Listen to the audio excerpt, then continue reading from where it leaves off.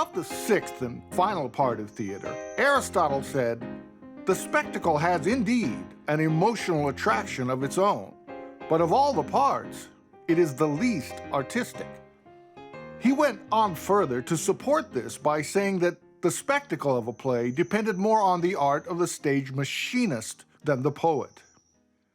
In this admission, Aristotle seems to be making a value judgment about the art of theater within the context of literary art. And as we have already said, theater is a performing art, not a literary art. What we see at a play production is not what is in the script, but what is on the stage. When we speak of spectacle, we are addressing the visual elements of a production. At this point, we need to emphasize the relative nature of Aristotle's prioritizations. His analysis clearly puts emphasis on action, but the action requires the support of the oral and visual designs. Perhaps it's better to think of these 6 parts as being bound together, one in support of the other. Set design, costume design, and lighting design all contribute support to the main art object of theater, dramatic action.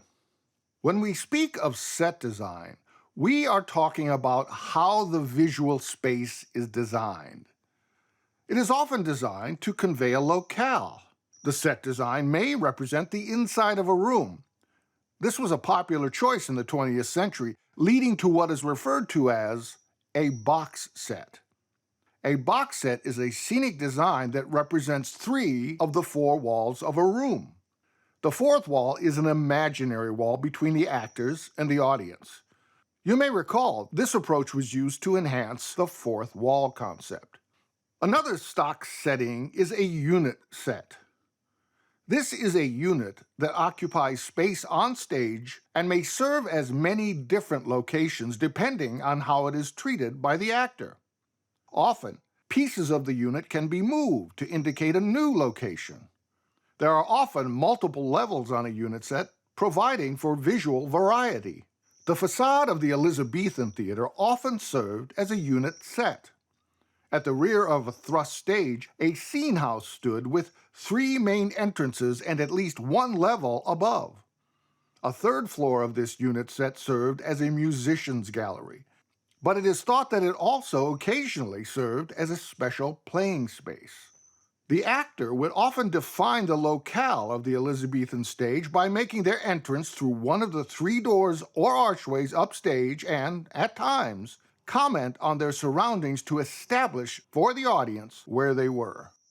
King Lear enters from the center stage door and bellows, "Blow winds and crack your cheeks! Rage! Blow, you cataracts and hurricanes! Spout till you have drenched our steeples! Drown the cocks!"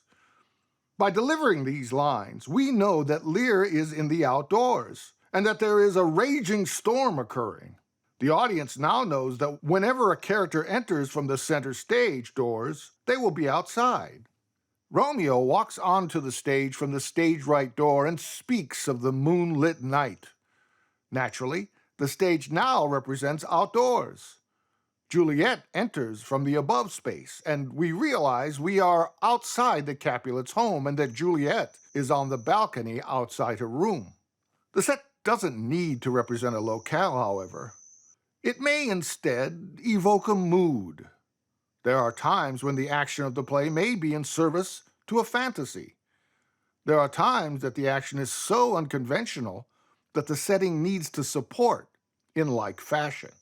The characters' costumes are an important part of the visual elements of a play production. As we pointed out in our exploration of character, the costumes are more than mere clothing. When we explore the art of costuming, we'll see that the ultimate visual representation of a character's costume must not only reflect the inner and outer life of the character, but also their relationships with other characters as well as their place within their environment. Line, color, shape, texture, and ornament must work together to create a pleasant visual pattern, but one that also supports the action of the play. One of the most elusive components of the visual design of a play production is the lighting. It is often referred to as the invisible art form. Its goal is to work with and blend the other elements of visual design. The primary function of stage lighting is to provide proper visibility of the action of the play. The lighting also complements the other visual elements.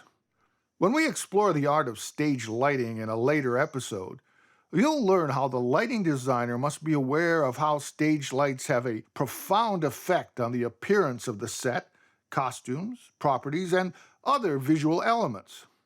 It also determines how the actors will appear to the audience. The color wheel by which the lighting designer works is different from the color wheel of the set designer and costume designer.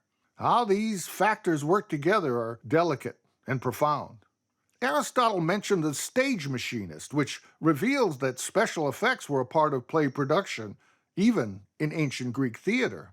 This is probably where the notion of spectacle got a bad rap. But audiences, especially American audiences, love technology. While some decry the shallowness of spectacular visual effects, even Aristotle couldn't deny their appeal. Ancient Greek play production used machines that lowered gods from above the proscenium to the stage in a spectacle that has become known as the Deus Machina. In upcoming episodes, we'll see how the various genres and styles of theater affect the 6 parts of drama. We'll also take a closer look at how these parts are perfected in such theater practices as playwriting, acting, directing, scenic design, costume design, and stage lighting. I hope you'll continue to take this journey with us in theater, storytelling, and action. We'll catch you later.